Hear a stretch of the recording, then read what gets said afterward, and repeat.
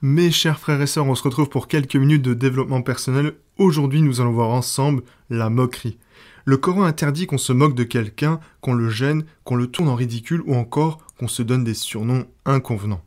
C'est l'un des principes importants pour avoir des bonnes relations au sein d'une communauté. Comme vous le savez, mes chers frères et sœurs, se moquer de quelqu'un, c'est montrer qu'on le regarde de haut, qu'on l'insulte, qu'on l'écrase ou encore qu'on met l'accent sur les fautes pour ridiculiser la personne.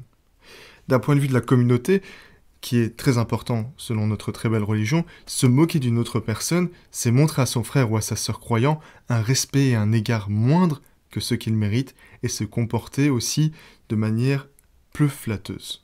Justement, mes chers frères et sœurs, comme la religion est très importante pour nous et que la notion de communauté également, notre très belle religion doit se vivre et se pratiquer en privé, mais doit également être vécue en tant que communauté. Donc la communauté est très importante.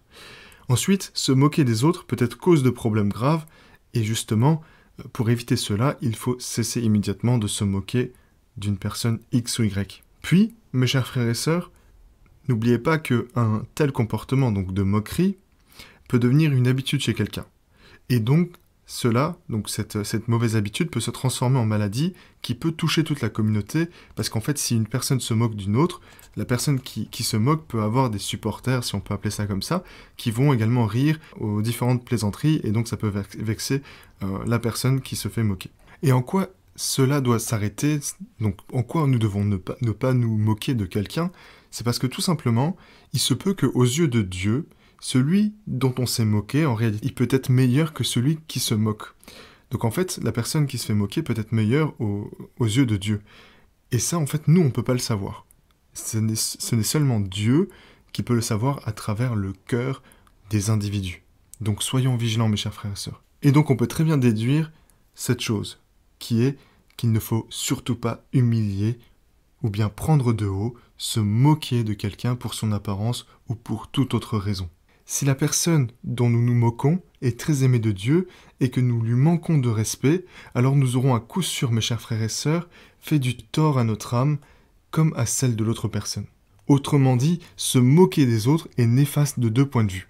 Premièrement, quand un musulman se moque d'un autre croyant, il se moque de lui-même, car nous formons qu'un seul corps, nous, les musulmans, et ensuite, quand quelqu'un fait quelque chose de honteux, c'est avant tout à son propre âme qu'il fait honte. On peut donc paraphraser, mes chers frères et sœurs, l'un des versets concernant la moquerie. Ne taquine pas, ne mets pas dans l'embarras, n'humilie pas un croyant, car ce faisant, c'est toi que tu te taquines, que tu mets dans l'embarras, que tu humilies.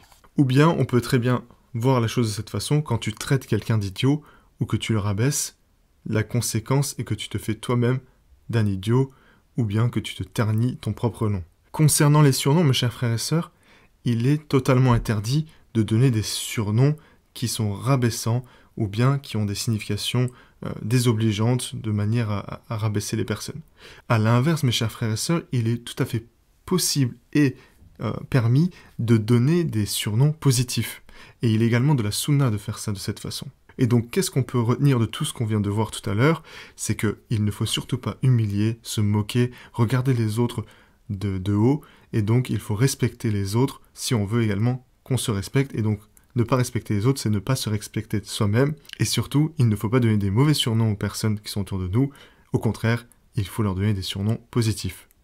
J'espère que ces différents éléments ont été utiles pour vous, je vous dis à très bientôt, et n'oubliez pas, donnez des surnoms positifs aux personnes qui le méritent.